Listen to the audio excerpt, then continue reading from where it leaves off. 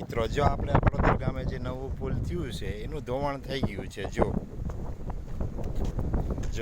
આટલો ભાગ ધોવાઈ ગયો છે અને જો આ બધું ધોવાનું થઈ ગયું છે. અહીંયા પારો હતો તે પણ ધોવાઈ ગયો છે અને જો અહીંયા બોર્ડ બધું પડી ગયું છે અને જો આ બધું ધોવાઈ ગયું છે. જો એટલે જે કામ છે હલકી ગુણવત્તાવાળું કામ થયેલું છે. અને જો ઓલી બાજુ જો આ પારો છે અહીંયા પણ ધોવાઈ ગયો છે. જો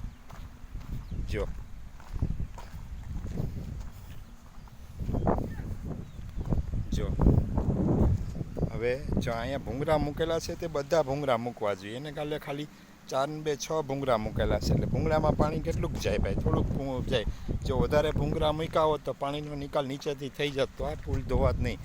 અને જો આ રીતે પુલ ધોવાઈ ગયું છે અને તમે જુઓ અહીંયા પણ તિરાડું પડી ગઈ છે. જો આ હવે 1 વર્ષની અંદર આ બધું ભાંગીને તૂટી જશે. જો એટલે કામ છે હલકી ગુણવત્તાવાળું થયું છે. જો તિરાડું પડી ગયું છે, પડોદર ગામનું પુલ છે અને જો આ બધું અહીંયા ધોવાઈ ગયું છે.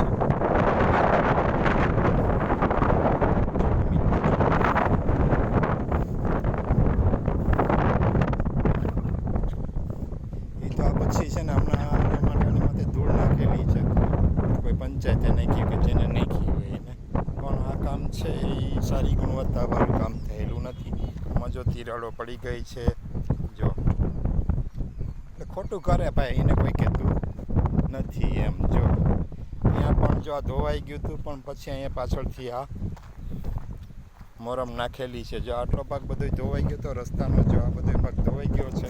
અહીંયા પણ ધોવાઈ ગયેલું હતું, પછી આમાં જે હમણાં મોરમ નાખીને રિપેર કરેલું છે ભાઈ, અને અહીંયા પણ ધોવાઈ ગયું છે. જો એટલે આમાં છે ને ભાઈ સાધનો ચાલે એવી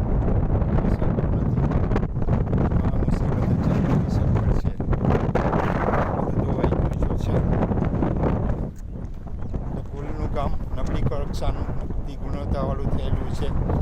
અને આ કામ ભાઈ વ્યવસ્થિત થયેલું નથી. નકર હજી તો 1 વર્ષમાં તિરાડ પડી ગઈ છે, તો 5 વર્ષમાં તો ફાડા પડી જવાના છે. જો તમે જુઓ આખું પુલ સામે રેલવેનું પુલ છે.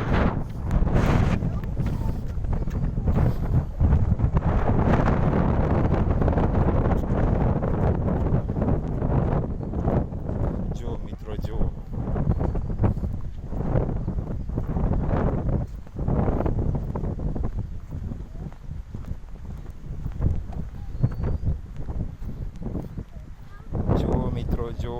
મિત્રો જો આ બધું ધોવાઈ ગયું છે. જો અમારો વિડીયો ગમ્યો હોય તો લાઈક, કોમેન્ટ, શેર કરજો.